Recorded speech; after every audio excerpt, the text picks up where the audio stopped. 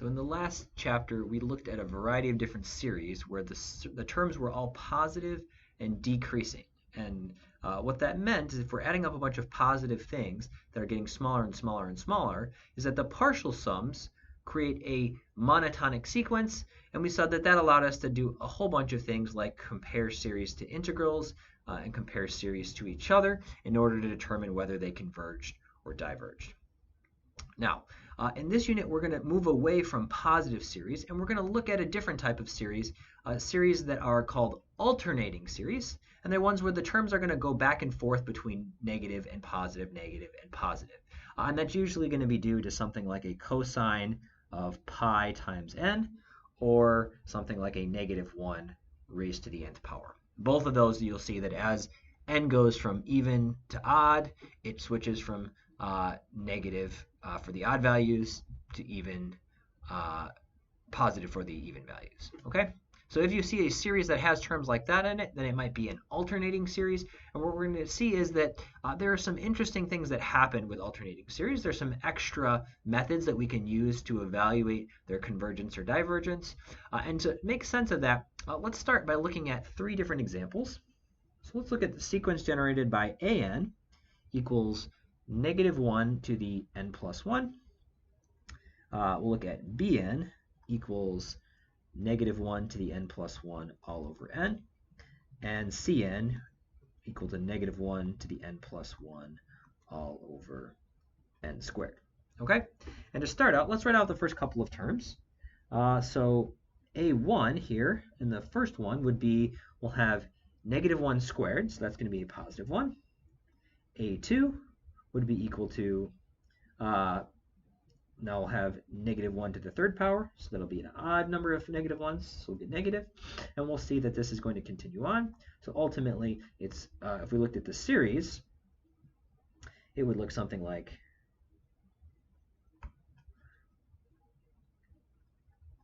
(1 minus 1 plus 1 minus 1 plus 1, and so on. Okay, so the terms alternate between positive and negative, and in this case, it's alternating between positive and -1. For bn, the numerators are going to be 1, -1, 1, -1, just like before, but the denominators are going to grow, and so we'd have b1 would be 1 over 1, b2 would be -1 over 2, b3 would be plus 1 over 4 over 3, and so on. And so the sum of bn would look something like 1 minus a half plus a third minus a fourth, and so on.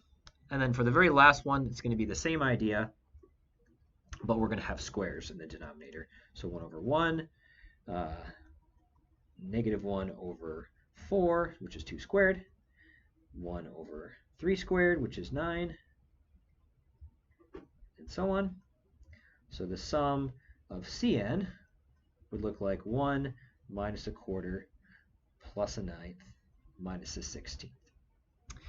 All right, so what I want to do now, before we actually have the actual theory to understand these, I want to just experiment with these series. I want to look at what the partial sums behave like and try to get a sense of whether we think these things converge or diverge. And to do that, I'm going to bring up Desmos here. All right, and so for starters, I've got the function -1 to the 1 plus n over n graphed in blue, and then I've got the partial sums graphed in red. And so there are a couple of things to note. So this -1, let me get rid of the partial sums for a moment. So we'll just look at the terms in the sequence. This is what I was calling b1 before. So the terms go 1, -1/2, plus a third, -1/4, plus a fifth, and so on. And so you'll notice the terms themselves look like they're getting closer and closer and closer to 0 as n goes to infinity. And you can prove that because the denominator is going to infinity when it's -1 to any power over n. The n goes to infinity and the numerator stays around the same size. Okay, so the terms go to 0 in the sequence. And if I think about the series now, the partial sums, well, let's look at what happens. So if I have one term, my partial sum is just 1. Now the next term in the sequence would be -1/2. And so if I add -1/2 to 1, my total sum goes down to 1/2. And the next term I'm going to add is going to be a third. If I add a third to 1/2, now I'm up to 5/6.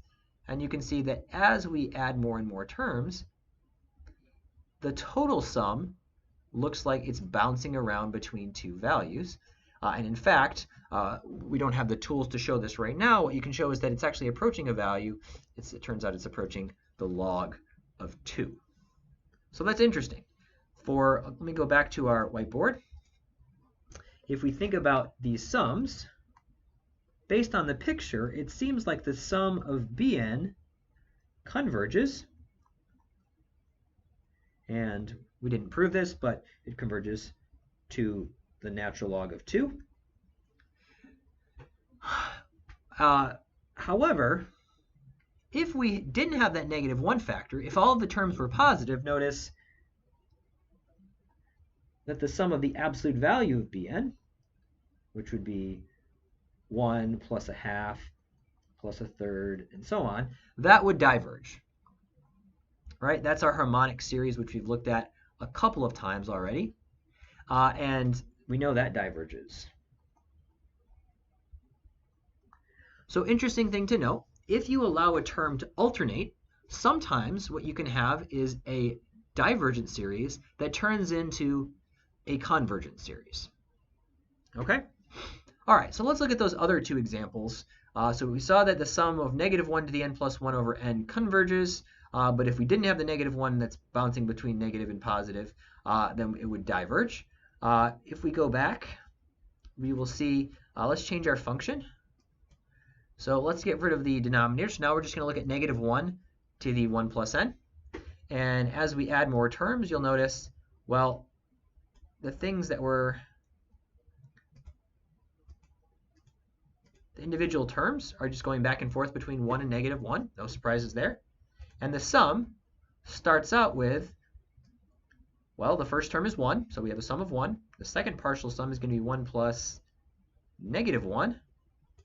So that'll be 0. And then the next term is a positive 1. So we'll see it goes back up to 1. And then we're going to add another -1. So it goes back down to 0. And so our partial sums just alternate between two values here. Now in this case, it would not make sense to say that that sum is approaching anything in particular. It's going back and forth between 1 and 0, but it's not getting closer to either of them. So what that means is the sum of an diverges, right? And just to remind you, that was 1, -1, +1, -1, and so on. And if you took an absolute value,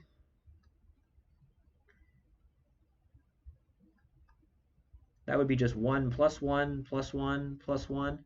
So each term we're making positive now. Of course, that diverges as well.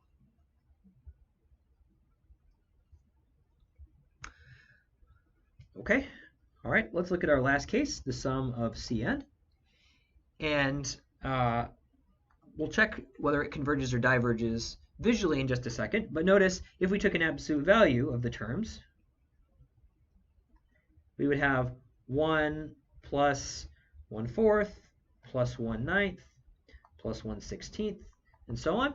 Well, that's a p series with p equals 2, so we know that one converges. And if you go back to our graph, all right, let's put an x squared in the denominator.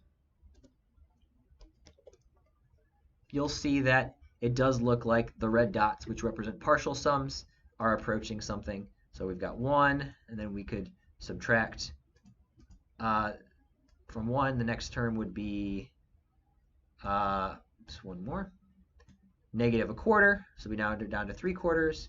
Then we go up to, we're adding, it looks like 1/9. So now we're up to 0.861. And as n gets larger, it's clear that the partial sums are approaching something. And in this case, again, have not talked about how to prove this, but the claim is that the answer is pi squared over 12.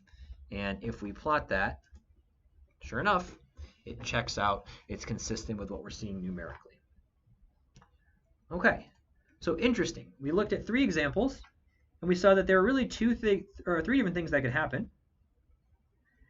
You could have a alternating series where it diverges, And when you make it positive, it still diverges.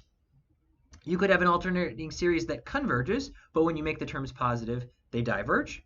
Or you could have an alternating series that converges, and of course, when you make them positive, it converges as well. So those are three different possibilities. And since we have those three different behaviors, it's helpful to be able to distinguish between them. And so we can say the following: if the sum of an and the sum of absolute value of an both diverge, then we would say, well, this is just divergence. Right? There's nothing new there. We're used to that. On the other hand, if we have the sum of Bn that converges and the sum with the positive terms diverges, then we say the sum of Bn is conditionally convergent.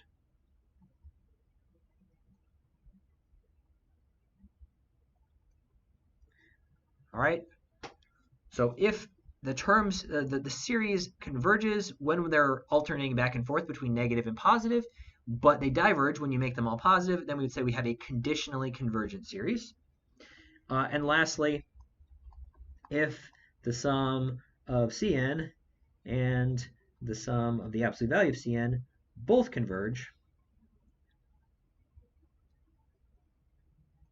then we say that the sum of Cn converges or is absolutely convergent.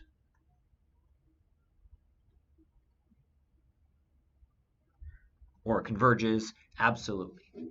Okay? So what we're doing here is we're taking all of the series that we've studied thus far, and of those we can divide them into convergent or divergent. But of the convergent series, we can further divide them into two more categories: those that converge conditionally, meaning they only converge when they alternate back and forth, and those that converge absolutely, which converge no matter what. And so of our examples, we had a divergent series, that was our AN. So the sum of Bn would be conditionally convergent, which I'll like to abbreviate CC. And then the last example converged absolutely.